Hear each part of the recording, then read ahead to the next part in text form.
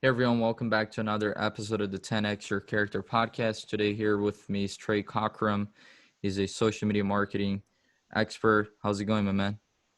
It's doing pretty well, man. Good day today. Glad to hear. Glad to hear. So I wanted to kind of dissect you a little bit just to understand a little bit more of your background. I've watched a lot of your content when it comes to running your marketing agency and helping others do the same. I'm not sure if you've always been interested in marketing or if you were going a different route in the past in your life. I know you're pretty young still, 20 years old. Can you kind of give a little story of where you are currently and how did you get started in social media Yeah, sure. To marketing? answer your question in regards to whether I thought I was going to do marketing, no, I didn't. I definitely think that there's a concept that I think is really important that you shouldn't find your passion, but you should just take your passion with you and apply it to whatever it is that you do. And I just saw that marketing was the fastest route for me to kind of master the art of turning strangers into paying customers, whether it's for clients or for myself. So I figured I'd just start studying that and start studying the greats, and I found myself here. My story, I really started when I was 17, so I'm 20 now, as you said. I was a wedding photographer back then. I started doing that when I was 16, and I went through a house fire, which caused me to really kind of wake up and think what's something that I could actually do to help my family because we went through a lot of financial issues at that time. And my father's an entrepreneur, and so it was very interesting for me to see him truly just struggling at that time.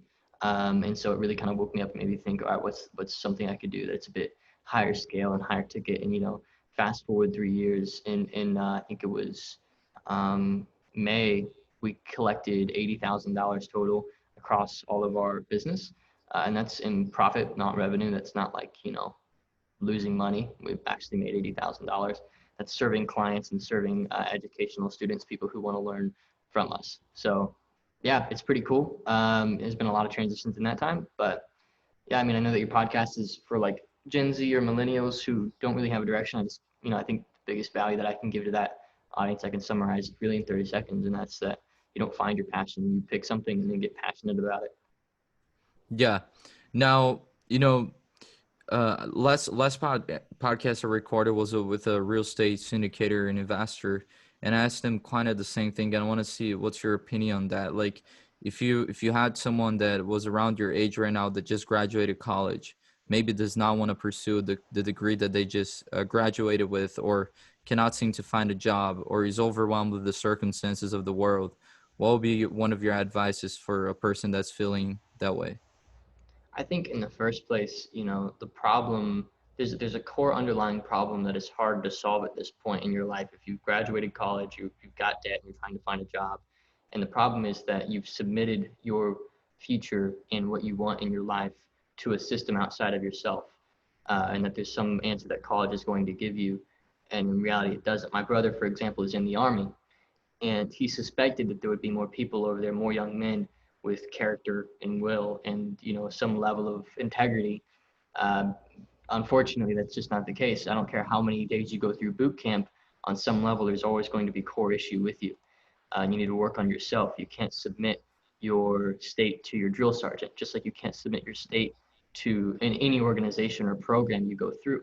And our educational programs, the ones that we sell for a lot of money for our students, I see the same thing. You're going to buy this, but at some level, it is you who will decide whether you are successful with us or not. And so the issue that I have with college is that it has sold you this concept of stability, and you're not on the other side and you're realizing that you can't get that stability from anything other than yourself. And so I would encourage you to take this as a big sign to begin to adopt personal responsibility and begin to take ownership of everything that's happening in your life. My favorite philosopher, William James, and he actually shares my middle names. My middle names are Trey William James Cockrum. So it's not just that he's my favorite philosopher for ego reasons, but I also actually really like what he has to say.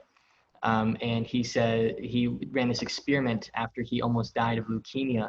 And he said, for the next year, I'm going to take total responsibility for everything that happens in my life, even if it's not my fault at all. And he did that. And within that year, he immediately shot to the top of every industry that he was in. He wrote best-selling books at the time and became a speaker, highly paid consultant in the field of modern American psychology. And it only took him a year. So I would just say start taking personal responsibility.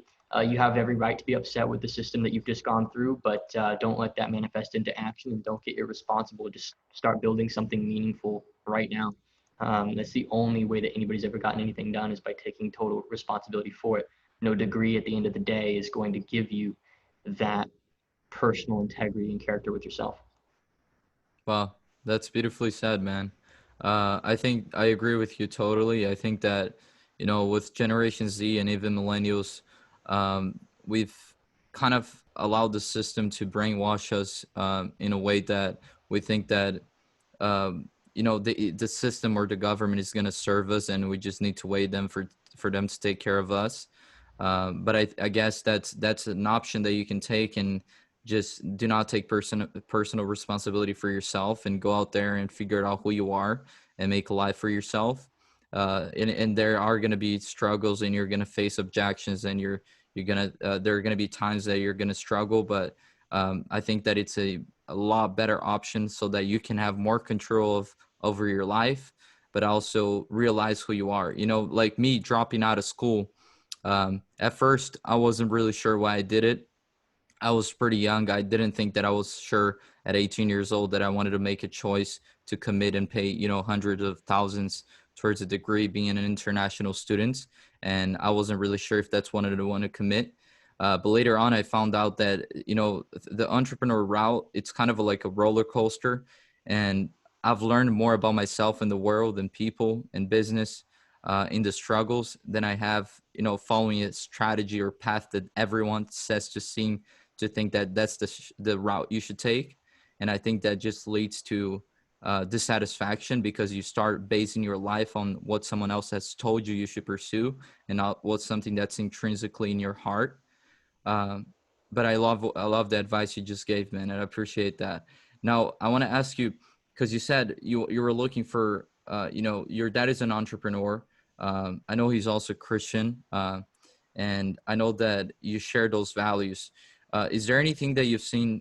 I think was one of the stories that I watched from you, how you're saying there's a lot of people in the marketing industry out there who are just out there and scamming people. Um, for people that are looking to get into marketing or other sorts of low entry business models, um, how should they approach in terms of character? What's going to set them apart? Um, do you mind refining your question? Actually, I'm not 100% sure I understand. Sure. So for someone that's looking to get into marketing, and maybe their whole idea is like, I want to make money. Do you think that that's a wrong place to start from? Like The the whole desire, idea. are you asking, is the desire to make money a bad place to start a business off of? Yeah. No, I don't think so at all. I think it's the sole purpose of a business entirely, is to make money, because there's no way for you to generate profits without having brought value to somebody in their life. I was at a conference where a rabbi who's now a mentor of mine, he's a Jewish rabbi, was speaking. His name's Daniel Lapin, and he encouraged everybody in the audience to hold up any dollars, $20, $5 bills in their wallet, hold them up, physically hold them up. And he started asking people one at a time around the room, those who held up the dollars, how they earned that dollar. And one after another, they got the answer wrong. It was, I worked. Wrong. He was like, I put in hours. Wrong. I worked on my business. Wrong. Everybody was wrong until finally 40 people in. And this says such immense deep things about our culture as we stand today and the beliefs we have around money. It took 40 people for somebody to finally say, I brought $5 worth of value into the life of somebody else. And he was holding a $5 bill. And so inherently, the desire to make money is not only virtuous, but is to be pursued entirely. Now, should you scam? No, but the free market will find you out. You won't last. You'll end up in jail or completely destroyed on a reputation level because your products and services don't meet your promises. So good luck figuring out your family life and your business life years down the line. It's just not going to happen. So Yeah. you're putting a lot at risk when you do that. So I would say the desire to make money is virtuous, honorable, and something that I think more people should have, because it encourages you to stay creative and to stay on the front lines of what your market needs. And ultimately, a hard question I was asked even as a Christian was, ultimately, who brought more value to the world? Was it Bill Gates or Mother Teresa? And inherently, you'd like to say Mother Teresa because she was more lovable, huggable, and a sweet lady who did Hmm. a lot for the few people she loved. But Bill Gates inherently has done more for the mankind as a populace. Yeah. Would he make a better friend? Would he make a better mother? Would he make a better person in your circles? Who knows? Yeah. But he's the person we can measure the value he's brought to the world. And that's a horribly politically incorrect thing to say for a lot of people. And it would freak a lot of people out to even hear that word. But it's important to understand that the pursuit of profit is not disconnected from the desire to serve your fellow man. So Yeah, yeah, yeah, I would say it's a I great place to agree start. with, yeah, I agree with you. I think I maybe phrased it not necessarily incorrectly, but I even like your point of view. I think I agree with you 100%. Even when you brought up Mother Teresa and Bill Gates, I think that if we were to look at a marketplace and reality, the value that he's brought as an individual and through his service and his companies definitely outweighs the value of Mother Teresa. From that perspective, maybe if you look at from a spiritual perspective, not so. Hmm. But when it comes to the marketplace and reality and capitalism and what we live in, 100%. Now, Hmm. don't you think that not necessarily the desire to profit and grow a business and scale? I think that's all desirable things and people should pursue that. But if they're willing to serve that to the point that they're willing to do whatever it takes to achieve it, to the point that they're willing to lie to their customers and maybe just, oh, let me make a quick buck and, decide to not, have integrity in the midst of pursuing profit. Yeah, obviously. Yeah, your integrity should never be sacrificed. That's your last line of defense from becoming an animal. That's what Yeah. separates us from animals is our ability to choose what's right and wrong. Absolutely. Yeah. The desire just like the desire to love someone doesn't inherently mean you have the desire to physically abuse them sexually. Like there's a line Hmm. there. It's there just because you desire profits doesn't mean you then desire to scam. It's Yeah. just because you love somebody doesn't mean you desire to abuse them. It's Hmm. there's lines there. So yeah, absolutely. Yeah, no, obviously, no, you don't break your integrity, but the Hmm. desire to profit, if you honestly want to be in the game for a long term, you will make products and services that meet the promises that you make on the front end and that over Yeah. deliver massively for everybody involved. If you want to make, if you want to build a real legacy, my goal, I want to be a millionaire by the time I'm 23. I'm well on track to doing it because for the past 3 years, all I've focused on is building a platform for myself of people who will buy the things that I have, that I build trust with, and that I over deliver for time and time again, and that are excited at the prospect of the next things that I'll offer them. That's a Hmm. huge asset. And if you lose that, you've lost the game entirely. So maintain that, over deliver, make your clients and customers incredibly happy they worked with you. And there's almost no way to lose. So going Yeah. back to your first question, what's my advice to somebody who's just gotten out of college with a degree? I would say build a scrappy version 1.0 offer of something you could do for a business owner or an individual of means and see if you can get it into their life and see if you can collect a check for 100, 500, or $1,000, something. Just start somewhere, whether it's a referral from a friend, whether it's a business offer like helping them with marketing or building them a website, or it's an individual offer helping them with their fitness, with their daily routines, with their schedule, being there, helping them find a VA, helping them find an assistant for their life, helping them with the car maintenance. Who cares? Like just start with something and start offering it and see where that takes you. I guarantee you, you'll see doors opening very quickly. Wow. That's great. Now, you know, you found marketing. Currently, you help even a lot of people start their own marketing agencies. What Mm-hmm. are maybe some of the struggles or, maybe even psychological setbacks, if you had any, in the pursuit of getting to where you are currently that you think that has maybe delayed the process or something that you have been able to overcome? Like, is there any objections or struggles, setbacks that you've experienced that has Yeah, I think shaped? Yeah. yeah, the biggest setback I've experienced, it's always going to be lack of product and market fit. So product market fit is the most important thing in running a business. It's the concept that what you have to sell is not only needed by your market, but they're willing to pay the price tag that you've placed on it, and they're happy about that price tag and are ready to move forward with it, and that you can maintain margin there. So there's product market fit. You win, market wins, everybody wins. Yeah. In general, you're going to go through 50 versions of what you have before you arrive on the final version. There are so many failed concepts from Apple, from Amazon, from Microsoft, from these big companies that we just don't hear about because they tested them in a really small market and they didn't click. I guarantee you, for everyone's success, there is at least 50 massive failures. And that's just how it is as an entrepreneur, because you can't, you never, it's very odd for your first runaround to be correct. So I would say, just I thought I would have a lot more success a lot quicker because I was definitely sold on the idea of like, make money online and all this stuff. But then when I really realized that I can merge the concepts that these people are teaching, that whether they had the right intent or not is of no means of mine to pursue, but they had concepts that kind of made sense. And I figured if I just apply like actually doing it well and having some integrity, I feel like I could really build something meaningful. So to me, the biggest setback was realizing that it's going to take a lot more of me than I thought it would. But once I was willing to throw that part of me sort of on the flame, for lack of a better term, and really like burn the boats and go all in, it got a lot easier. Besides that, we've had to give huge client refunds. We've had all kinds of things break.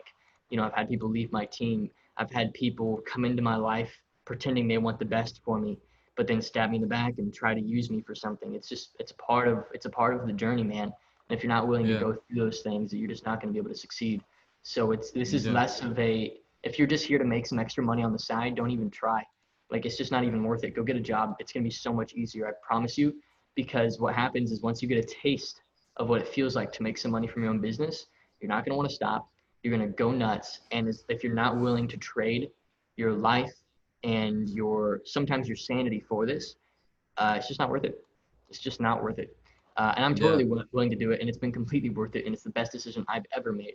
But if you're not willing to do that, then don't even try. Wow.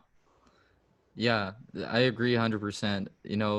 I think that that's probably one of my um I guess not necessarily false hopes, but maybe a perspective or idea that I had of entrepreneurship was like, I can get to that point that I envisioned pretty quickly.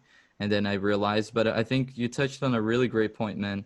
And that's something that I've had conversations in the past, like, even with courses, personal brand, I've seen a lot of people, not sell a good service.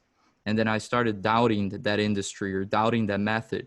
But then, as you said, just because the people who are utilizing that method are not doing a good job doesn't mean that I cannot utilize that method and provide something great.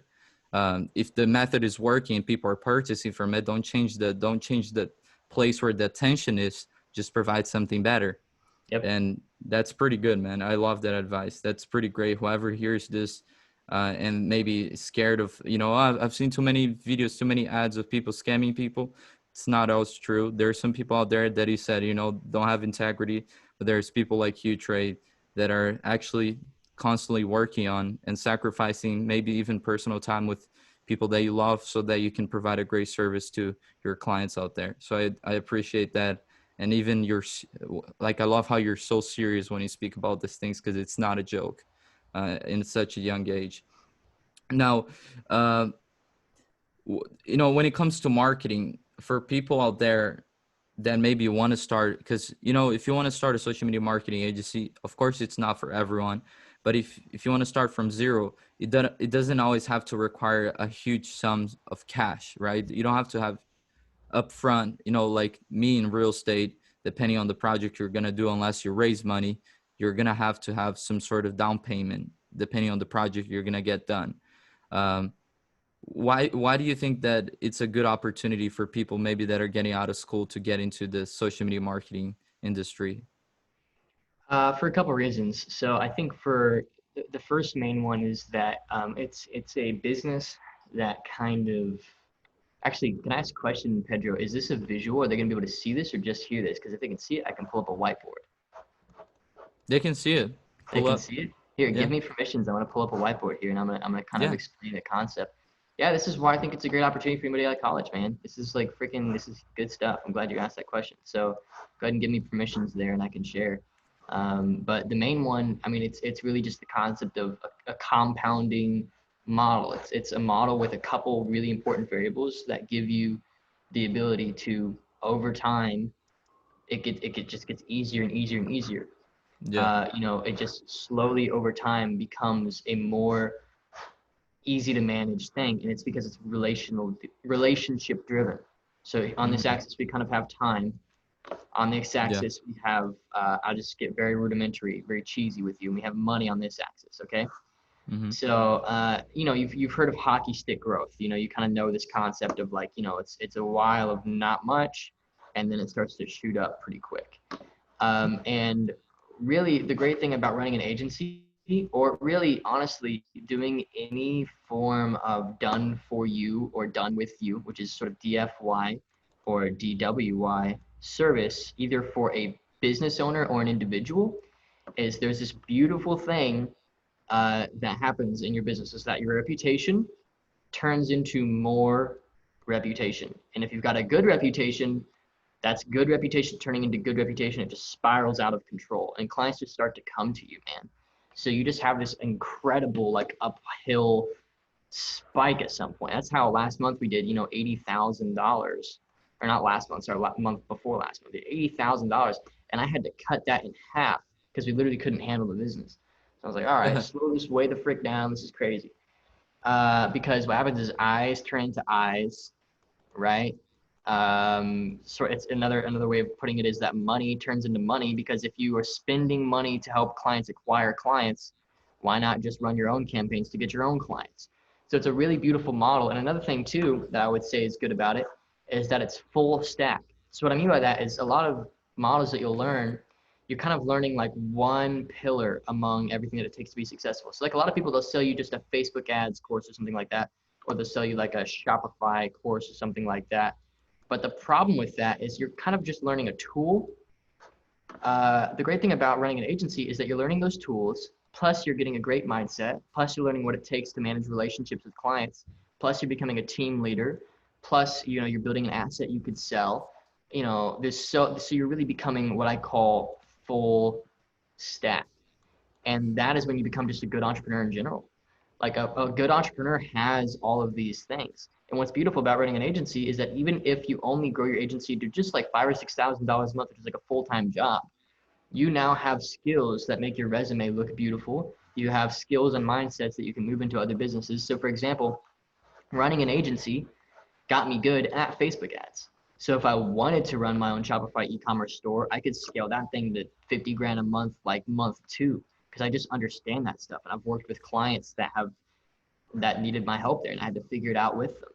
And Yeah. so it almost like takes the responsibility of being understanding everything and spreads it out across you and your clients, and you get to learn from them and learn with them and bring value to them. Yeah. Uh, and then you also learn how to manage relationships and manage reputation. You get good at Mm. sales. If you're comfortable on the phone selling a service, you are a six-figure asset to just about any business, like immediately. So if Yeah. everything failed for me, I would just go be a sales guy for a company that I trusted. And I've got two or three that I know I could reach out to right now and be on board and make $250,000, $300,000 a year, month two with them, because I've taken probably 1,200 sales meetings at this point. So, it's stupid how easy it would be for me to sell a product that I believe in. So there's just so many, like I call it being a full stack entrepreneur when you have the mindset, the model, it's relationship driven, which means your reputation can grow with like e-commerce or Amazon or all these. I would encourage you to stray away from business models that guarantee that you won't have to talk to somebody. Never in life will you get anything done by not talking to people. That's not how it works. You have to be in the trenches, talking to people, owning your mistakes. If you're able to avoid your mistakes behind a screen, it's really easy to lose your integrity. Be in front, be with people.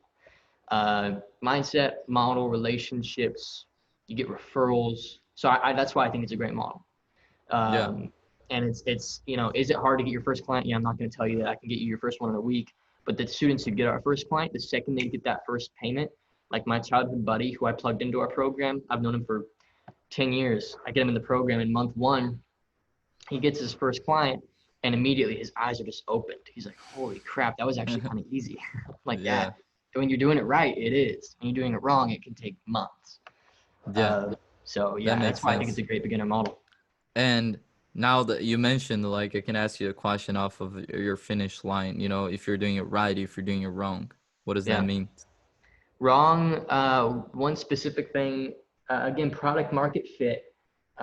one thing that separates our educational programs from others is that we actually help you figure out what works instead of telling you what to do. I show you how to attract and sell clients on the phone and get really confident in that environment and build offers around what your clients need, not around what you think they need.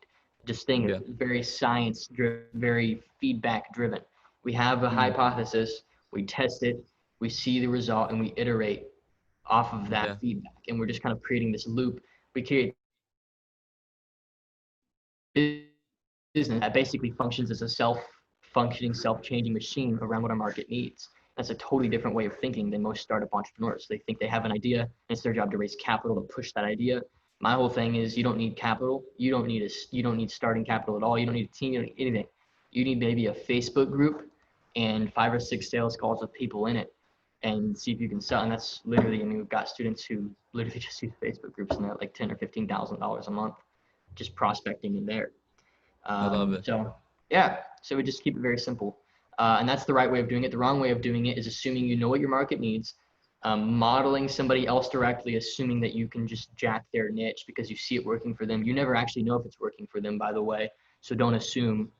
Yeah. Um, That's a I'll huge say, That's a yeah. huge like it's the same assumption as you before you ever did something, and you make the assumption that, oh, I'm gonna pursue this because I love it. It's like you don't know if you love it. You think you loved it from what you've seen other people doing and the media showing it, but you Mm-hmm. have never experienced it. It's just the person who says, I want to go into house flipping. It's like, Yeah. that Right. everyone loves to say that. Everyone wants to say that. It's Mm-hmm. not true. It's like maybe it doesn't fit your personality. Maybe, as you said, you're gonna have to make sacrifices. In real estate, one small mistake is gonna cost you 200 grand, depending on the Mm-hmm. market, and it's Mm-hmm. gonna cost your whole deal. Can you handle that?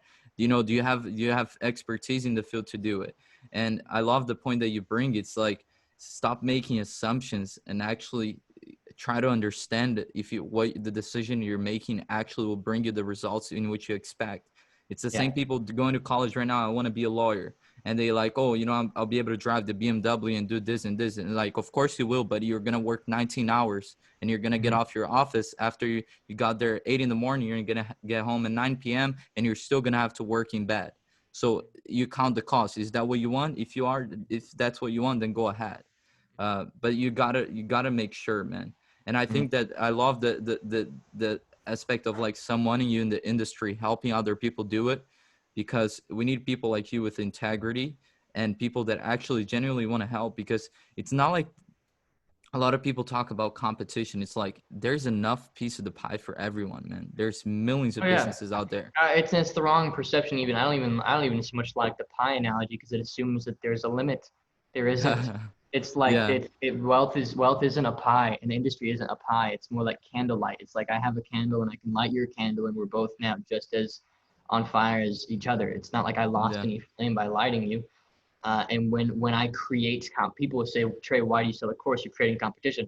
Well, they're going on and they're inventing industry. Like literally, they've gone on and created services that other people then create services for, and other people create services for those services. And it's just like this crazy chain Yeah. of events where people are innovating and constantly growing and bringing value to each other. And so there is no end, man. And Yeah. so yeah, when you have that perception of how the market works, it fixes a lot of those. Honestly, that's Now, the biggest shift I can make for somebody is realizing that there truly is abundance out there. Yeah. mm, that's good. And let me ask you a question when it comes to running your agency and also teaching others. You mentioned a good point when you're kind of sharing your screen, which is I see a lot of people in the industry that are just running, cold ways of reaching out, and they're not actually Mm-hmm. utilizing marketing strategies or running ads to get themselves clients. And I Mm-hmm. always think that that's like, not necessarily. Maybe if you don't have the funds to run ads, I understand. But if you have the capability, wouldn't you recommend a student of yours or someone who's getting into to run ads to get clients to their own agency? It kind of Yeah. seems like weird to me how you use ads to make money for your clients, and you don't do the same to get yourself clients. Oh yeah, sure. No, I completely agree. Yeah, we run ads to get clients all the time. So we have our 6-figure marketing consultant program, which is the beginner tier. Then we've got the 7-figure marketing consultant, which is where we nail in team building and paid ads to attract clients, building a sales team so that you can scale. to a 7-figure level. And that's one of the things that we teach. So 6-figure mark, I honestly think you can get to $10,000, $15,000 a month, just organically attracting clients through YouTube, Facebook groups, LinkedIn. There's all kinds of options out there for Yeah. organic attraction. In my community here, it's termed OMA, like OMA, organic market attraction. Pretty Mm-hmm. much every student you see on my YouTube channel, we have tons of interviews with students who've reached $10,000 a month in profit. And every single one has followed, our specific or a version of our OMA concepts, which is just putting out content, getting people to schedule calls with you, a script to use on those calls, and how to position your offer. And you can get 2-3 meetings a week, just building a platform for yourself. People love the idea of like cold email or cold call because there's immediate feedback. But if you're willing to put in the time and build a platform for yourself, like Mm. that pays insane dividends. Every single agency owner that I know that is at 7 figures either runs ads or has a platform for themselves. None of them, not a So they, single yeah. one, uses cold calling or cold email to get those clients. Yeah, because in a way, like building that platform gives you authority, right? It's like now you made something, like you built out a reputation, as you said. Cold outreaching, it's like you're another person doing it. Not to say that you can generate results. I've seen my best friend Stratos do it, Mm-hmm. and but I think that if you're trying to scale, you're gonna have to use methods that can get you quicker results or can just run on autopilot. That's at Mm-hmm. least the way I see it. Yeah, for sure. And I can even, I don't know how technical you're wanting to get on this interview and just say no if you don't want me to, but I can even break out the whiteboard again and show the models that we teach for attraction if you wanted that. You can do a little bit quickly. Yeah. Yeah. Yeah. Do it real quick for you, man. Yeah, just so we have a clear idea of what we do. When it comes to paid, this is all we build. It's ad that leads somebody to a landing page. And on this landing page, we have case studies. We have a link to watch a video. We have a little bit about us, just some introduction. We've just got, by the way, tons of case studies. If you've gotten results at all, put them on this page. We have a video that they can watch. It basically indoctrinates them. It shows them what we do, how it works, and then they can schedule a call at the end of the video Yeah. if they like what they saw. And then on those calls, you probably have a 1 out of 3 close rate on those calls, and you'll make some money on the back end of that. So you'll probably spend like $200 for a sales call, which sounds like a lot, but not when you think about the fact that you're selling a $2,000 service at the end of this, right? Yeah. That's nothing. Yeah. It's nothing. It's easy. It's great. It's good Hmm. ROI. That's paid. That's what we teach in our next step programs to help people really scale. Organic is just using LinkedIn. It's using Facebook. And in some cases, it's using Instagram and just building platforms on these channels effectively and quickly. We've got some great people who have helped us in our community be able to use these platforms. For myself, I use Facebook groups as a great way to get started. And you just hijack this whole process. You don't even have the landing page or ad thing. You don't even have a video. You just post around. You make some friends. You have some conversations and you see if you can pull people to calls if they like what you posted in the groups and saw value in it. And on these Yeah. calls, I've honestly seen a higher conversion rate. I have a 70% close rate on these calls. So if I can get somebody to book a call with me from a Facebook group, it's a pretty solid sale there. That's So it's that's what we more teach. Very personal. simple, way more personal. Yeah. Yeah. Yeah. What would you say it's a habit that you've put in place in your life that has helped you perform better Um, Specifically in business, in general? in Anything general, that, yeah. Um, it really depends on what you define as habit. I would say obviously prioritizing sleep. If you're talking just purely like a routine habit, Hmm. making sure that I'm getting sleep every night, good sleep. Making sure that I'm not. I would say another thing is knowing when I start and end my work days. I think a lot of people give themselves permission to kind of work all day, but unfortunately, when you give yourself permission to work all day, you also kind of give yourself permission to do things that don't matter. So I start and end my work days at the same time every day. So I'm forcing myself to only do what matters in that time, and also it gives me the mental freedom once my day is over to then do frick all. Hmm. So that's I another thing love too. I love what you mentioned, especially about sleep. Uh, Hmm. there's a lot of entrepreneurs out there that will teach, or not necessarily teach, but will try to present a lifestyle that's sleep deprived. Hmm. What do you think about that? I think it's stupid. I think it's ignoring one Yeah. of your core biological needs, self-esteem. Yeah, Yeah. yeah. I think you're a big reader, right? What's one of your favorite books? Can be about business, not necessarily that has influenced you as a person. Yeah, two books that I really like. My favorite right now is Psycho-Cybernetics by Dr. Maxwell Maltz. That's been a huge read for me. It talks about the power of self-image. Again, in our programs, we don't just teach technical, we teach self-image. We teach you how to basically transform yourself. Because I don't think you, as you are now, are capable of achieving your goals. It is somebody else that is capable of achieving your goals. You must like become them and really adopt their mentality. And you can change who you are. You're not a static being. You can become something else.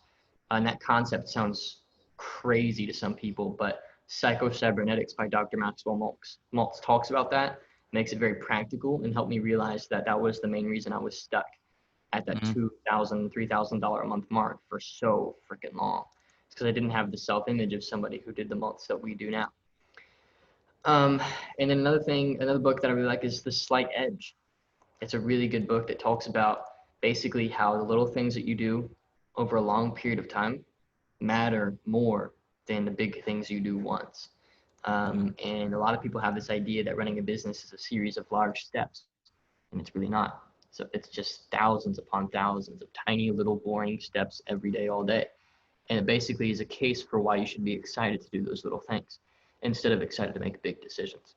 So how to get attached emotionally and excited about the little things, and how to notice again that slight edge that you get when you're able to commit to those little things every single day, like waking up on time and getting to work at the same time every day, writing out your what you have to do the next day, the day before, knowing what you're going to do that day that way.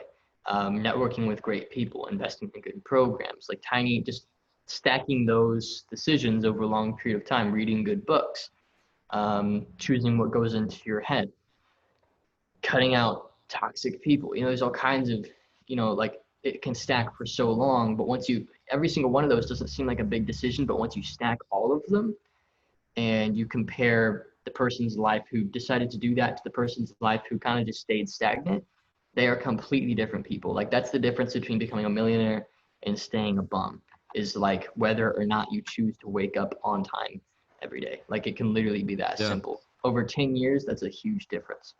Yeah. That's awesome, man. I agree 100%.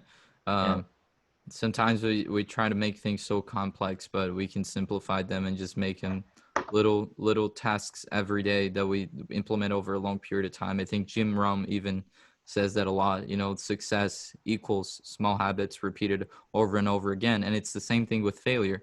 Mm-hmm. Start eating chocolate every day.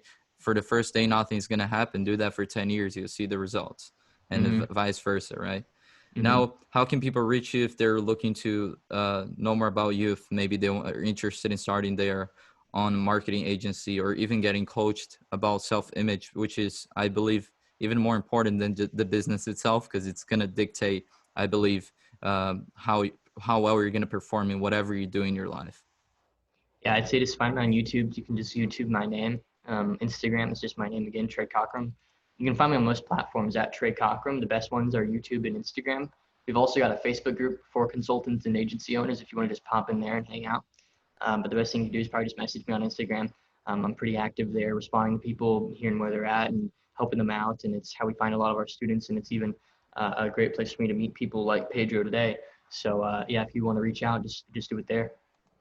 Perfect. Well, my man, thank you so much for taking the time of your day to give a little bit about yourself and your story and what are you doing currently. I think a lot of the people that are going to be listening to this will gain tons of value, and hopefully you will feed their mindset to seeing that there's more possibilities out there financially for their future. So I appreciate you. Yeah, thanks, man. Of course. Take care.